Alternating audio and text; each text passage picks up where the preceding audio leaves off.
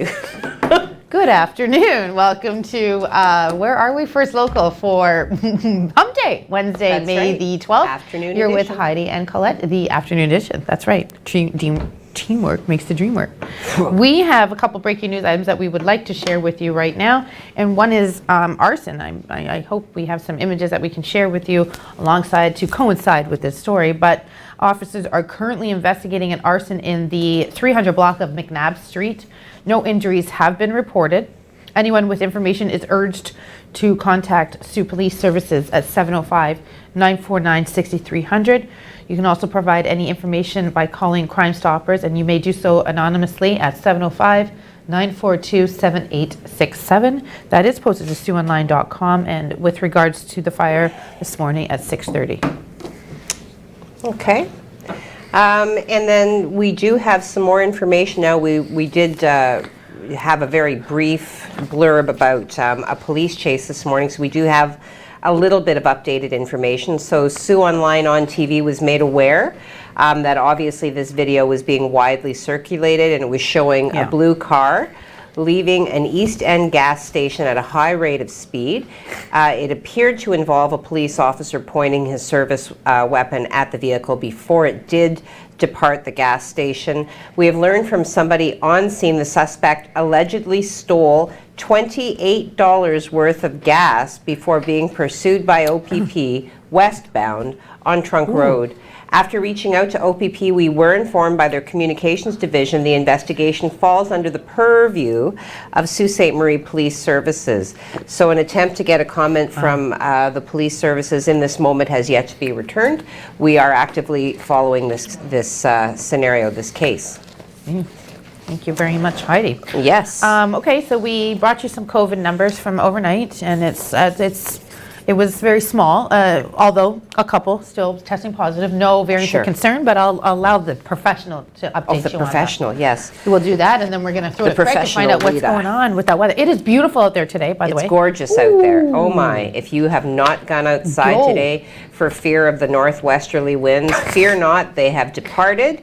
It is sunny, and I don't want to cramp Craig's style. Therefore, I will continue with what has been allocated to me.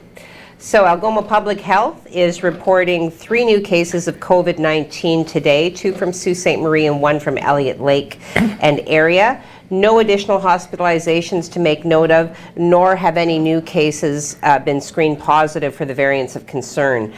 For those of you who are unfamiliar, if you are considered to have been a close contact of any of the 3 cases, you will be contacted directly. Therefore, if you have not heard from Algoma Public Health, you may consider yourself to be safe from exposure to these 3 particular cases. So, cases 352 through 354 are all reported to be self-isolating. Each has listed the cause of exposure as close contact, and each was tested on May 10th. Algoma regions with COVID-19 cases reported in the past 10 days include Sault Ste. Marie and area, Elliott Lake and area, as well as North Algoma. Rolling totals to date, 136,683 tests have been administered locally, out of which we have confirmed 354 cases. 22 of the cases are considered to be active. Currently, we do have 5 people in hospital, 3 of those being Algoma residents, 2 of them being non-Algoma residents. And we are static at 332 cases listed as resolved, and 68 cases having screened positive for the variants of concern. Now, provincially, continuing to trend in a better direction. Ontario is reporting 2,320 new COVID-19 cases today and 32 deaths from the virus. Health Minister Christine Elliott said that there are 712 new cases in Toronto, 452 in Peel region, and 157 in the York region. And today's data is based on 45,681 tests. The province indicates there are currently 1,673 people hospitalized with COVID-19 in Ontario, and of those patients, 776 are in intensive care and 559 are on ventilators. Government figures say the province administered 140,785 COVID-19 vaccine doses yesterday, for a total of nearly 6.5 million doses given out so far. Thank you, thank you, thank you. Now we are going to go over to our diva because apparently he's ready now to update us on the weather. He wasn't ready before. It is absolutely beautiful outside. My weather app says it's 15 degrees, but feels like 14. I still want to know who this person is that's telling me it feels like 14. Okay. Okay. Craig, can you explain that? Well, it is one of the nicest days we've had for, I don't know, quite a while right now. Temperatures are at around 15 degrees, which is what we forecast for our high. So we're likely going to exceed our forecast high today, maybe even touch 18 degrees by late this afternoon. If we take a look at the radar, we can show you just where the high pressure is. You can clearly see it on the North American map. Where you see no activity, that's where the high pressure is. You can see stuff around it. That's not coming our way whatsoever, at least not for another 10 days or so. The forecasts are telling us that we don't anticipate any sort of system moving in for the next little while. We're just going to enjoy what we're having, and we're going to work on building the temperatures. We may even crack the 25 degree temperature mark this weekend. So we're still working on that. Don't hold me to it, but I'll let you know at 5 o'clock. Right now, the rest of the day, your afternoon is looking nice, 16 degrees. We may, as I said, hit 18 degrees later on this afternoon. Your evening, very pleasant, little wind, lots of warmth, lots of sun, 13 degrees, beautiful evening. And overnight, we're staying on the plus side with +2 and just clear conditions. And it even gets better for tomorrow, and it even gets better over the next several days. And I'll tell you just how long we can expect this nice stretch of weather to last at 5 o'clock. We'll see you then. Sorry. Thank you, Craigers. Yeah, I still, see, watch.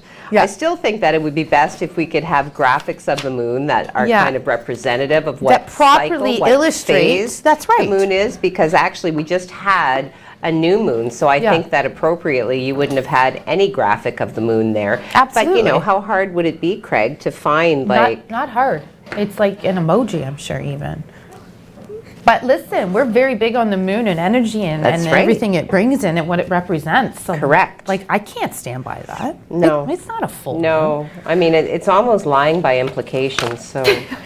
That's it. We're done. All right, forget it. We're just bugging. We're bugging, but we're not. I'm trying to get him to come in here and I know. menace me like he did Give us a dirty before, look. but he cannot. Okay, well, I'm going to run over to Wanted Wednesday, which Crime Stoppers does share with our Sault Police Services. Yes. This is posted to our website, and this is in regards to Riley Madison Ray McPhee.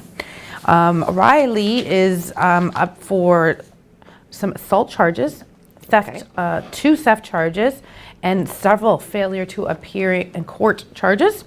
If you know where we can find the Wanted Wednesday individual, please call the Sault Ste. Marie Police Services at 949-6300. Riley is 24 years of age, and we'd appreciate any information that you might have to help with the police services. Over to you. Did you say please? Please? Please? Please. Did I? Okay. Please, I think you said please. Please, please me. Okay. So, you know, in this moment, there are a number of people who are, in fact, working from home. And, you know, so that's just the way the workplace, the labor force is evolving. An interesting report, though, has indicated that cyber attacks on businesses are up since remote work has become enabled. Okay, so a new report says that nearly 2/3 of businesses globally, including 63% in Canada, have seen an increase in targeted cyber attacks since they switched to widespread remote work. Now, this report is coming from US-based Proofpoint, and it's based on first quarter survey of 1,400 chief information security officers at mid-sized and large businesses in 14 countries, including Canada. More than half, so 51%, more than half of the Canadian information security officers said that human error is the biggest vulnerability because most cyber attacks involve some type of interaction with people. Okay, so Canadian respondents mainly cited as problems the use of unauthorized devices or software, as well as weak passwords. And email fraud was the biggest problem identified by the Canadian respondents and one of the top 3 vulnerabilities in 12 of the countries studied. Now, I can localize this. A friend of mine does operate a business, and I was speaking with her. I was speaking with her probably 2 weeks ago, and her company, you know, and it's very established. I won't name the name, but anyway, very well established business, and they did get attacked. So, you know, it does happen. So business owners everywhere, please do be vigilant. You know, the emails typically are relatively easy to spot, but you sometimes do have to read the fine print or expose the email address, right? Because even though it says one name, if you look at the email address attached to it, sometimes that's a good indicator as well. So be vigilant. Be vigilant. Okay, so the Ontario is advancing economic growth and prosperity for Indigenous He did it to me again. He went to the brick wall. He goes, that was me. Well, yeah, it wasn't me. I didn't disappear. I know that my Chesterfield looking dress somewhat, you know, blends in with the brick wall and all, but come on. The Ontario government, I'm ignoring you. The Ontario government is supporting the creation of a First Nations economic growth and prosperity table. This is going to help support the economic advancement and well-being of our Indigenous community members. The CEO, which is the Chiefs of Ontario, will establish this prosperity table, and it will enable relationships and surrounding economies, industries, and businesses to flourish and grow. The COO will use the prosperity table to identify opportunities and initiatives that will support post-pandemic economic recovery. So this is, we'll have more information on this. This just came out this morning, and I am going to be looking into it a little bit more and try and localize it to find out what that means for our area. Okay. All right. Well, what's going on? Well, nothing. I have 2 things that I'll share with you. Oh, you didn't brick wall Heidi. Okay, that's fine. Well, that's because he owes me for the number of times that he would cut to you and stay on you while I was in the middle of reporting important news. Just like that, you see?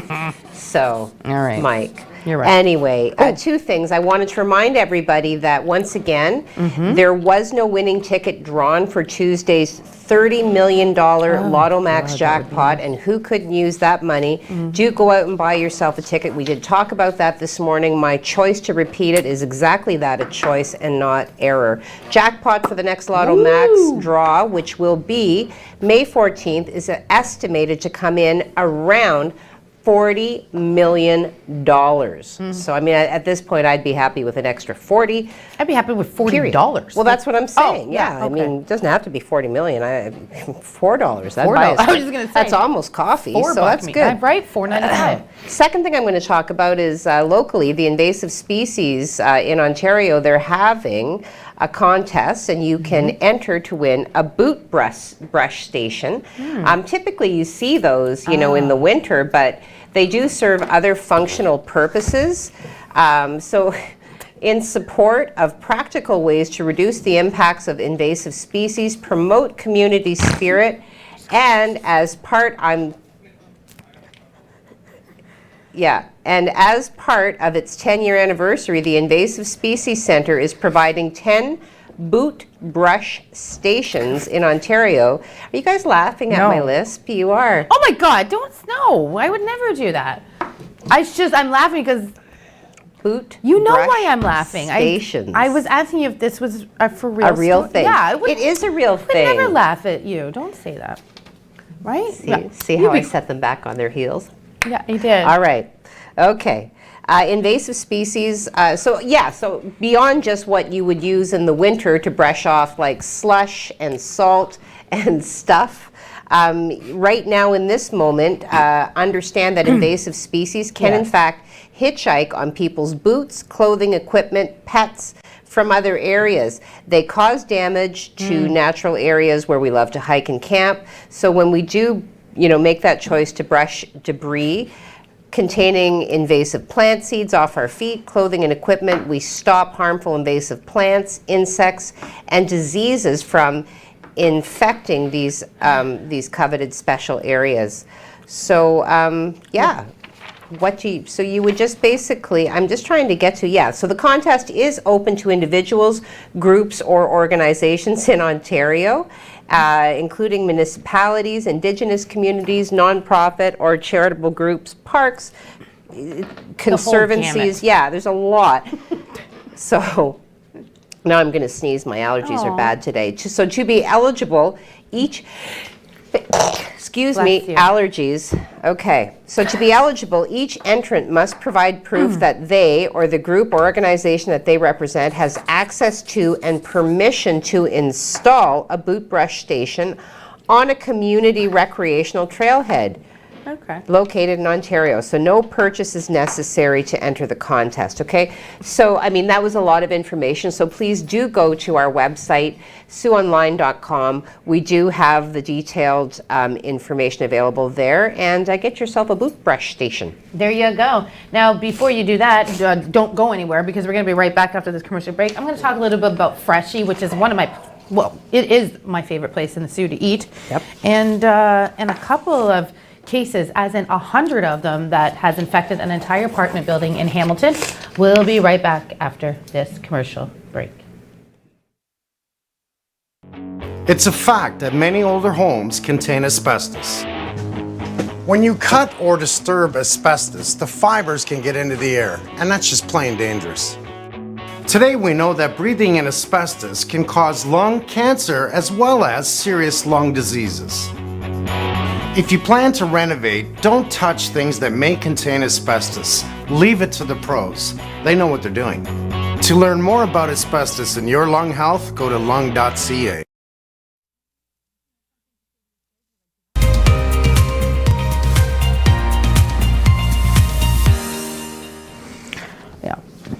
Well, oh yeah, we're back. Welcome back. It's to you. Yeah, welcome back to First Local Afternoons with Colette and Heidi. Hello. Yeah, so we do have, some good information to share with you. Some robust content. I was going to say robust, but now I grow fearful that I use it too often. So I'm going to have to find another word for robust. Please don't. Please don't. I shall. Oh, no, you will like my words. I'm sure I will. Can I just bust into this Freshie? Because I'm shocked that my purchases of my Freshie lunches are not keeping them in business. The Freshie Inc. has reported $1 million loss due to its first quarter, as many of its restaurants remain temporarily closed. The Toronto-based company reported a net loss of $1.5 million for the 13 weeks ended March 28th, compared with a net loss of $2.49 million. Wow. It is reported an adjusted net loss of $549,000, up from an adjusted net loss of 1.2. Revenue totaled almost $2.9 million. Anyways, I just wanted to bring that to the attention that, listen, we can't afford to lose Freshie in Sault Ste. Marie. No. I can't afford to lose Freshie in Sault Ste. Marie. I had it for lunch this afternoon. It was exquisite. It's I couldn't even imagine. Yeah. You have taken away Swiss Chalet and the dipping sauce. Do not take my Freshie. Please don't take my Freshie. So I'm going to take this as a plea to the city to start buying Freshie at least once a week. I don't know. What are we gonna settle on? But yeah, so that's that. And then I've got a little story about a business or building in Hamilton. Okay. A Hamilton apartment building, downtown Hamilton. And actually in Hamilton, we actually have an uptown and a downtown, which always excites me when I go to new cities and they say it's downtown. I'm like, that's not really downtown. It's more like down the street. We actually live on an escarpment. So we go down the mountain. And in downtown Hamilton, according to the city's data, there has been 107 cases has been reported at Rebecca Towers, located on Rebecca Street, which is, again, right downtown by one of the main hospitals. Oh, wow. One death has also been logged. The outbreak was first declared on the 3rd of May.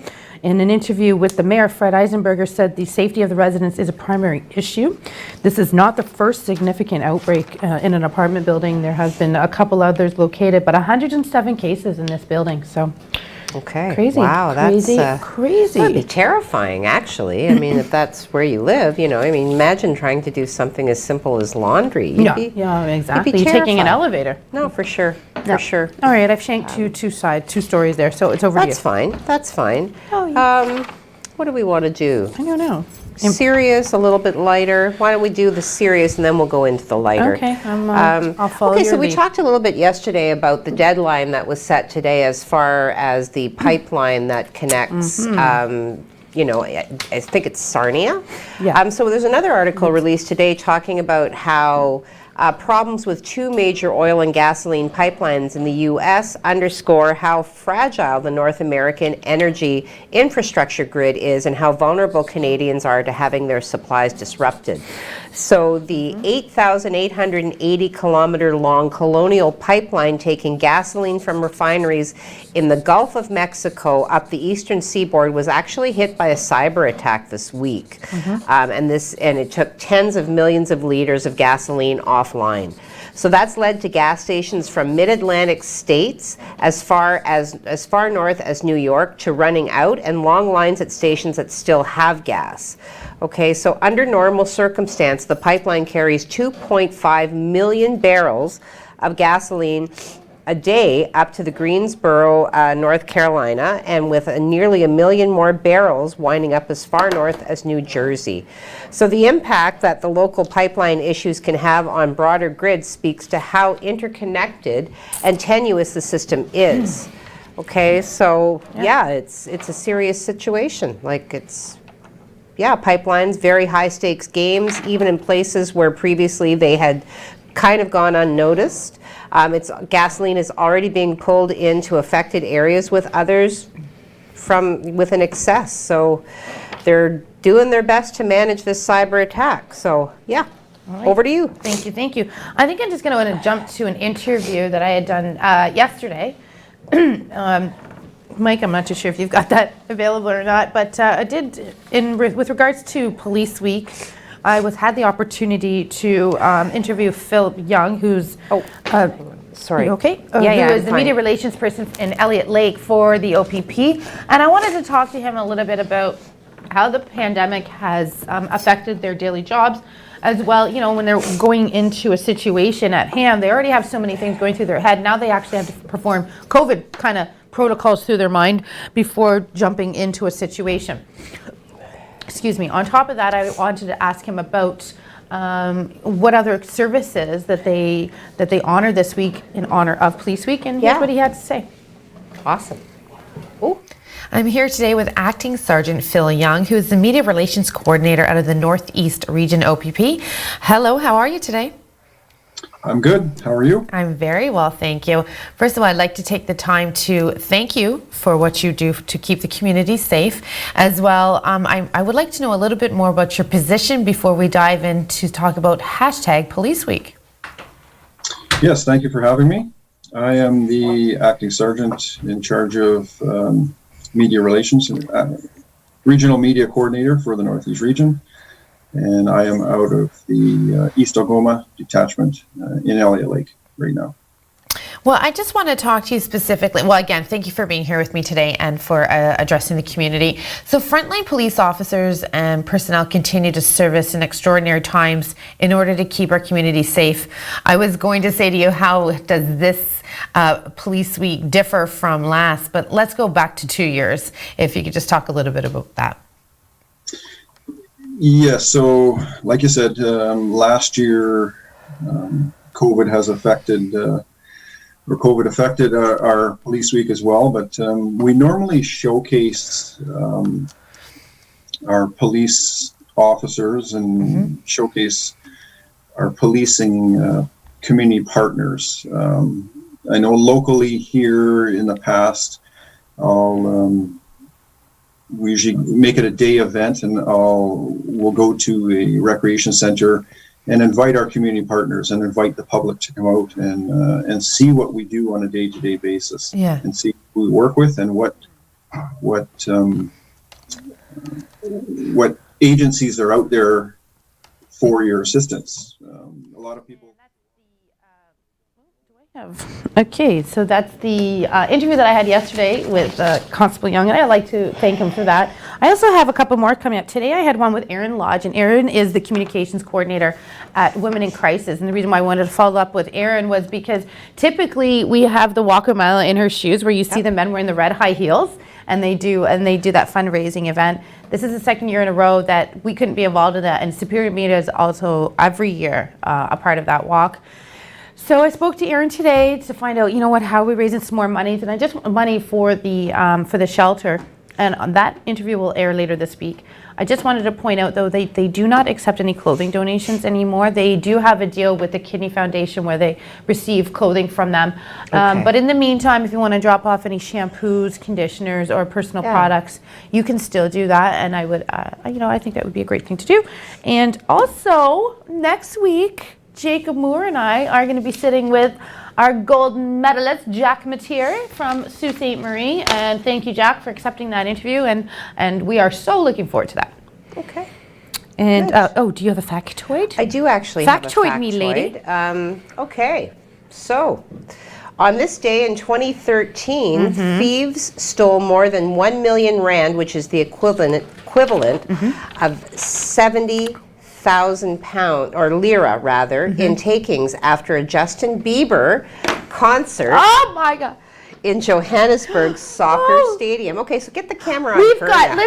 We've got Justin Bieber, Johannesburg, and soccer in one story. All three places that The gang, armed with ropes, hammers, and chisels, broke into a strong room. This is almost like Ocean's 11. So they broke into a strong room where the takings from the Justin Bieber concert and a gig from the from the Bon Jovi. Don't say Bon Jovi. Oh my God, that's my other one. That's my other one. What is happening at this soccer stadium where they get Bieber and then Bon Jovi back to back? So this is where, so they broke into the strong room where, the proceedings were being held. So there you go. There's your factoid. This day in 2013. Listen, Bon Jovi and my Biebs.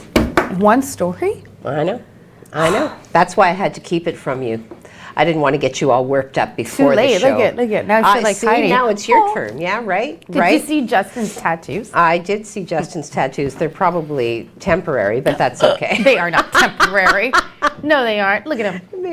Nah. See, even he's kind of like, oh, I'm Justin Bieber. No, he's like, oh, I'm humble. Yeah, lots of words I would ascribe to that young man. I'm not sure that's one of them. But anyway, on to social media. Chacun son goût. Does that mean to each his own? Well, I think, chacun son goût. Right? Okay, en français, tu peux parler la belle We're langue. pulling out some French. Okay, so I'm just going to hop over to social media. Now, 2 of our viewers have submitted lovely pictures of their freshly groomed pets. Tony, I don't know if you brought your pet to Pet Pleasure Resort, but one of our long-term viewers, Kimberly, did bring her dog Rufus, and we have a picture of our dog. Do you have that, Mike? Yep. Look at him. He was furminated. He was clean. He's beautiful. Look they at that provide. shiny coat. Now, this is a locally owned and operated business. 2 women. Partners, they operate the Pet Pleasure Resort. And it's important to remember that although you have a lot of opportunities, I think that Pet Value does them in this, but